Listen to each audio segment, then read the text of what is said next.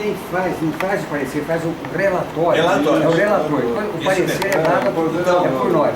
Então, a primeira opção é esse conselho manifesta-se favoravelmente ao princípio de integração contido no PLC, mas observa que, estando em curso o processo de revisão, não recomenda a aprovação isoladamente deste item somente. Assim, propõe a rejeição do projeto, encaminhando cópia da presente proposta à equipe técnica que atualmente trabalha naquela revisão. Certo? Primeira proposta. Segunda proposta. Esse conselho manifesta-se favoravelmente ao presente PLC número 29, recomendando sua aprovação. Então vamos colocar em votação. Quem é favorável à proposta 1, levanta a mão. 3 votos. Quem é favorável à proposta 2, levanta a mão.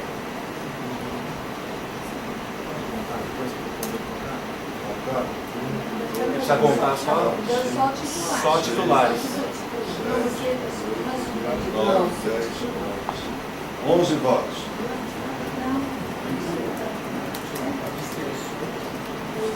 Ok, então pode fazer a correção. Tem alguma abstenção? Só tinha uma abstenção.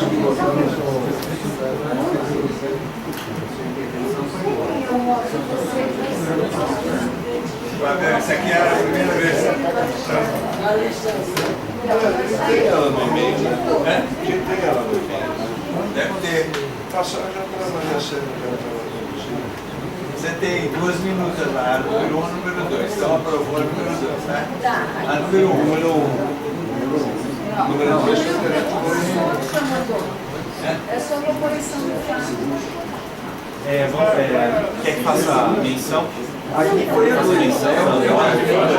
vou só vou colocar aqui, vou mencionar, só ressalvar a minha posição da OAB, tá bom? Colocando também. Quer ressalvar?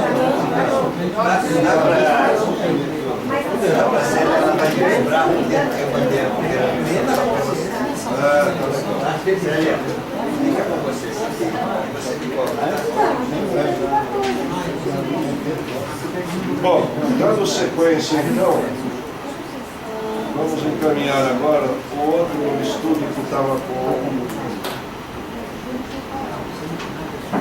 outra relatoria que estava com o Dr. Leôncio,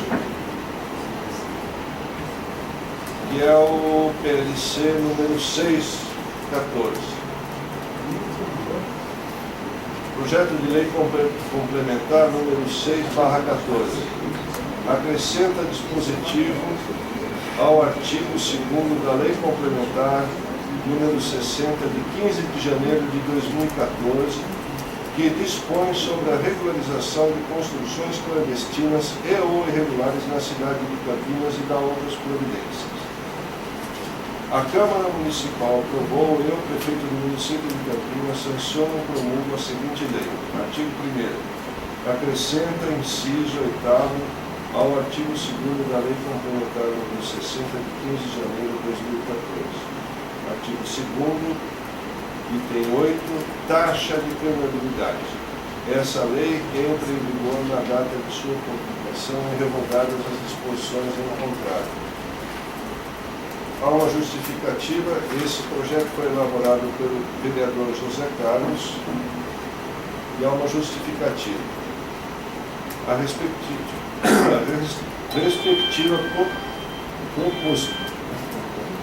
propositura tem por objetivo acrescentar o dispositivo taxa de permeabilidade no rol da legislação em vigor das construções clandestinas e ou irregulares, permitindo a regularização e obtenção do habite-se mediante a transformação em multas em conformidade com o artigo 3º da Lei Complementar.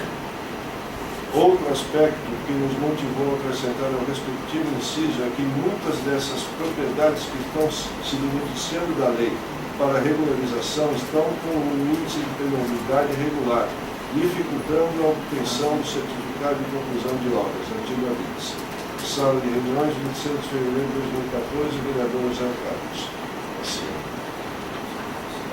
Isso daqui é um complemento da lei que foi discutida aqui, da regularização dos puxadinhos que o João Pedro levantou na primeira fala dele. Permitiu-se um monte de coisa e esqueceu-se da taxa de permeabilidade, né? Então, o que ocorreu? Muitas vezes o terreno inteiro não tem como regularizar, uma coisa permite, outra não permite. Doutor Leôncio, qual foi? E aí o PLC quer transformar em multa, é isso? Quer acrescentar esse item para poder transformar esse item. Eu fiquei pensando, né,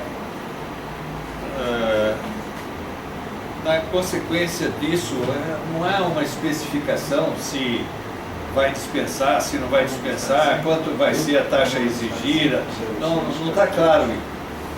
Então eu estou sugerindo que esse projeto seja rejeitado na forma como ele se encontra e que se escreva à Câmara dizendo que esses estudos são estudos técnicos e que aquela lei foi elaborada por técnicos que estudaram cada item da lei para garantir a sustentabilidade da construção. Então a própria Câmara pode fazer uma moção à equipe técnica da Prefeitura para que estude a inclusão dessa taxa de permeabilidade. Então o meu parecer é que se rejeite o projeto da forma como se encontra e que se encaminhe à Câmara essa sugestão. João Pedro, eu acho o seguinte, a lei dos puxadinhos diz o seguinte, que, resumindo, quem está de acordo com a legislação urbanística, com relação ao afastamento dos recursos, taxa de ocupação, etc., etc., vai pagar as taxas lá e uma multazinha porque construiu sem autorização. Agora, quem tem problema de afastamento, de recuo, a janela está em uma posição menor do que tinha que estar em relação aos afastamentos laterais, em relação aos recuos, o recuo sendo invadido, o recuo frontal, a garagem, etc., etc., vai ser transformado aquilo em multa. Então, a lei está regularizando o puxadinho. Você fez errado, você vai pagar a multa, mas não vão obrigar você a demolir. Quer dizer, a legislação já está assim, ela já é assim. Esqueceu-se de pôr no rol a questão da permeabilidade. Eu acho que se você está permitindo que o cara tenha uma janela a 60 centímetros da divisa e vai transformar isso em multa, não vai obrigar o cara a derrubar a parede e pôr a janela na posição certa, porque inclusive isso são... Está aqui o Denis, né, que fez todo o estudo de insolação. Às vezes você pode ter a janela a 60 centímetros, ela está virada para norte, e você está mais alto que o vizinho, você vai ter insolação. Se você tiver a 2 metros virado para sul, você não vai ter insolação nenhuma. Então, a questão dos afastamentos da lei também não quer dizer muita coisa. Então, se já existe um vício na lei de permitir que um monte de irregularidades virem multas, eu não vejo por que essa irregularidade também não possa se transformar em multa. Eu discordo, tem certas coisas que são sanáveis. Como, por exemplo, uma janela construída uma distância menor do que a lei prevê, né? Vai depender do vizinho tolerar aquela janela ou não. Porque se ele não tolerar, ele vai ter que fechar aquela janela. Agora, a permeabilidade é prevista em lei e é fundamental para toda a sociedade, a permeabilidade. Eu acho que permeabilidade é uma coisa que não pode ser tolerada.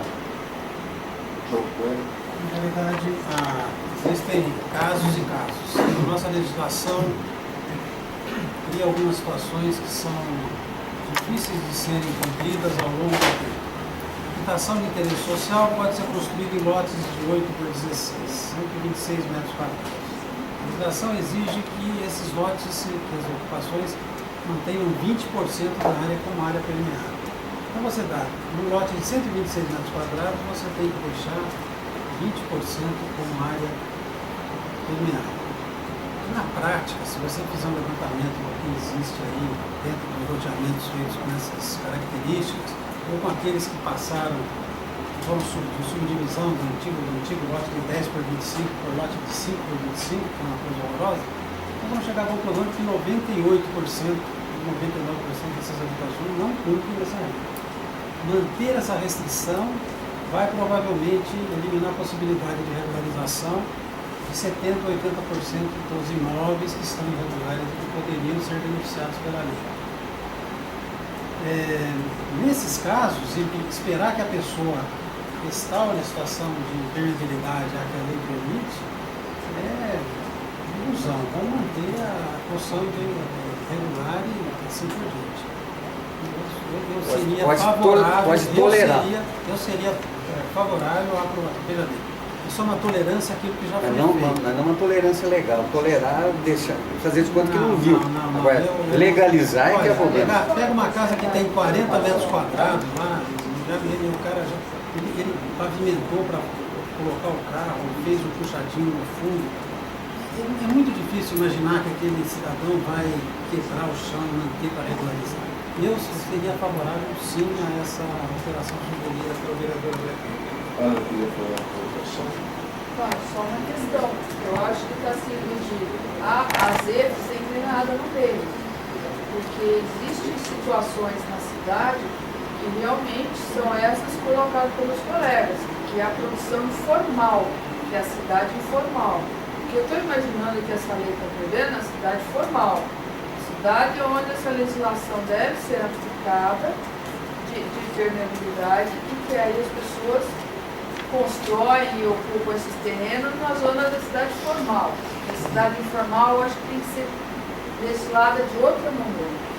E a lei também não fala, e ela não prevê qual a taxa de ocupação que seria aceitável o cidadão construir e que aí ele paga reverter em multa, qual é a taxa que não é aceitável, então tem uma série de buracos aí. Por isso que o doutor Nelson colocou essa ressalva de devolver para se fazer um Eu estudo. concordo com ele. Concordo com o doutor Nelson. Gente, eu sou um defensor da permeabilidade, briguei lá no CONDEPAC pela aprovação da legislação dos telhados verdes, lá em substituição às áreas de permeabilidade, com a introdução daquela água captada pelo telhado filtrada em valas ou em poços de infiltração, que isso vai diminuir, inclusive, a questão até para cheias, para demanda de água pluvial nas vias públicas e chegar mais rápido no rio. Vai realmente injetar água no lençol freático. Então, agora a gente sabe, eu estou farto de ver coisa, a pessoa bota grama em cima do piso cimentado, compra aquela grama, bota lá, água numa semana, passa tirar a foto, para pôr na foto da aprovação do projeto. A permeabilidade permite brita, fazer brita, botar brita. Gente, é um absurdo, você pega um estacionamento e faz brita de permeabilidade, meia dúzia de meses os carros andando lá, aquilo está tudo compactado, não vai ter permeabilidade nenhuma. Não pode deixar, né? A própria grama antiga, o entrelaçamento da grama, impermeabiliza o piso. Então, são fatores e fatores. A área do entorno do bosque, as fotos aéreas, aqueles quintais, as Donas Marias, cimentaram todos aqueles quintais. Ninguém quer grama, quer jardim no quintal. Mas está errado, né? Eu sei, mas isso é uma questão de educação. Por isso que está aí a falta de água e falta de Da chuva. mesma maneira que tem aquele projeto de lei do vereador obrigando a fazer telhado verde em construção com mais de 3 andares. É um absurdo.